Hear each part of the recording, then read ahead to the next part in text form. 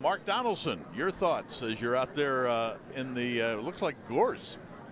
It's more like kind of my weather, Jim, in Scotland than the weather they're normally expecting here. But 3 hours and 34 minutes after play was stopped, they've just hit their second shots. Harrington from this gnarly rough here, and also Stuart Sink. Unfortunately for Sergio Garcia, he slipped this morning prior to the klaxon sounding when he was driving off here at 14, and he hit it out of bounds. His 3 off the tee ended up in the middle of the fairway, so he's played 4 and they've advanced it. Padraig Harrington, unfortunately for him, was only able to advance it probably about 100 yards from this muck, this gnarly rough here on the 14th. Incidentally, when Sergio started this morning, there was a solitary boo from a spectator at the 11th. He went on to 3-putt. He made bogey, but he got it back at the 13th with a tap-in. So Sergio, out of bounds from earlier, is in good shape after playing his 4th. Padraig Harrington able to advance it.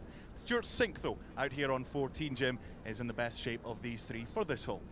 Mark, just a solitary boo from the Philly fans would be mild from a town that once booed Santa Claus at an Eagles game.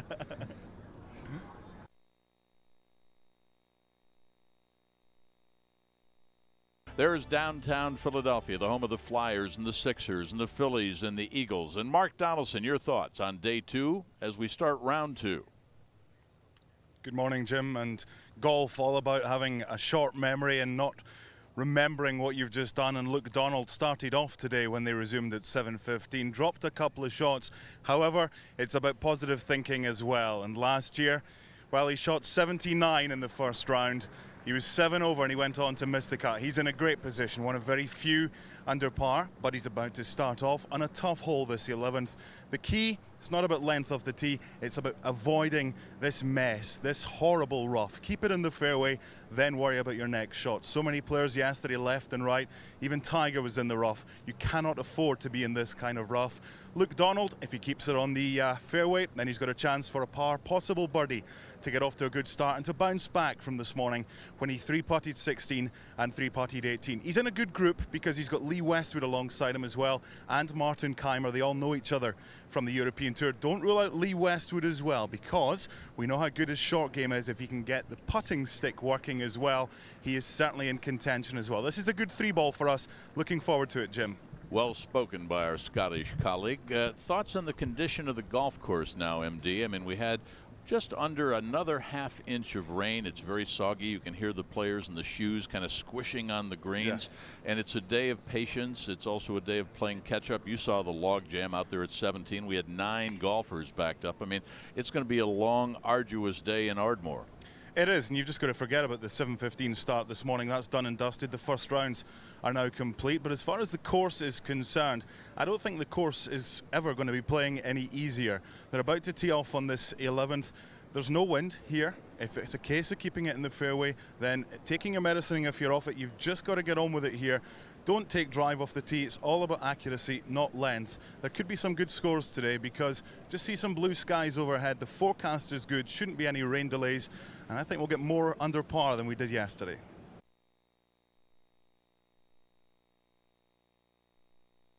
For some thoughts on the first 36 holes that we've enjoyed here at Merion and on the course conditions for this 3rd round, we join our Scottish colleague and friend Mark Donaldson.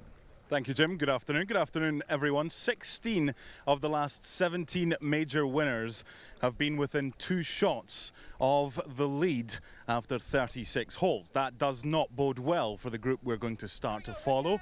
Adam Scott, Bio Kim, and Bubba Watson. They're all 7 over par. That's 8 shots off the lead. However, the one of the 17 that managed to come from further back than 2 shots was just 12 months ago, and that was Webb Simpson at Olympic near San Francisco. So there is hope. They start with this 11. They've got to get off to a good start, and they could go birdie and possibly birdie at 13. But let's start with this 11th right now. We know it's a short par 4. It's 370 yards. So accuracy off the tee. You just need an iron. No need for a metal wood. Now the pin position, as you can see over the right shoulder right now, is 25 on, but it's only 4 from the left-hand side. It's over the left bunker today. So while you have to be accurate off the tee, extra accuracy just to the right-hand side of center of the fairway would leave you the best angle into the green. You want to get off to a birdie start, if possible, to try and claw one of those 8 shots back to the leaders. And if they can get off to a good start at 11, then Adam Scott, Bio Kim and Bubba Watson may still have something to say about it, just like Webb Simpson did after 36 holes last year. Thoughts on the course conditions? I mean, it's muggy. Those greens are going to be drying out. Speed of the greens to your eye? Yeah, speed of the greens are maybe a foot and a half quicker than yesterday. They're going to be 13 to 13 and a half on the stimp meter. And it's something you mentioned yesterday on Thursday as well. When we get weather like this, it's warm, it's high 70s, it's scheduled to be in the early 80s. The fairways could also dry out, so the greens are playing especially quick today. The good putters will be the one that will make a move today.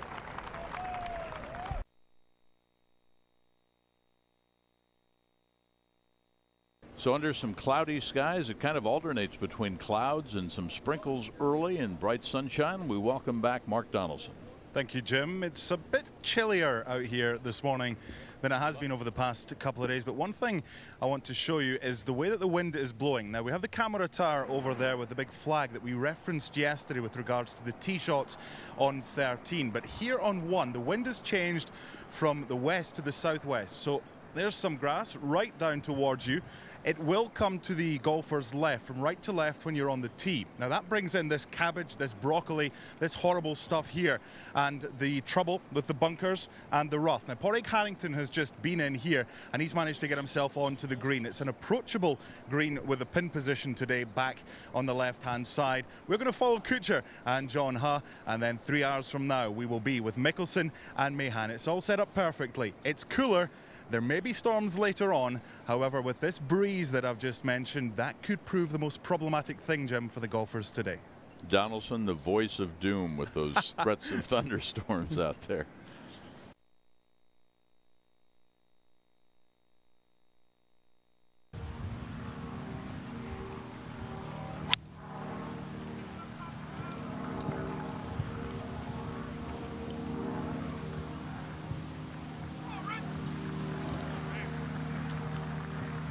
And there you see that pin location as we join Mark. Thank you, Jim. Well, Phil Mickelson's this week only missed 12 fairways, which is pretty good. But as we've seen, the rough this week here at Merion is pretty tough. Now, from those 12 fairways that he's missed, believe it or not, he's only made 7 bogeys. So we've spoken a lot, Tom, yourself and I, we've spoken about the accuracy of the tee here at Merion over the last 4 days. But even when Phil has missed the fairway, Phil has still managed on 5 occasions to get away with par or better. But still got to be accurate, and you've got to be patient as well. But what he did have as he came over the bridge here at the second, he had about 150 to 200 people on Ardmore Avenue in a rendition of Happy Birthday, and that'll not be the first one we hear all day.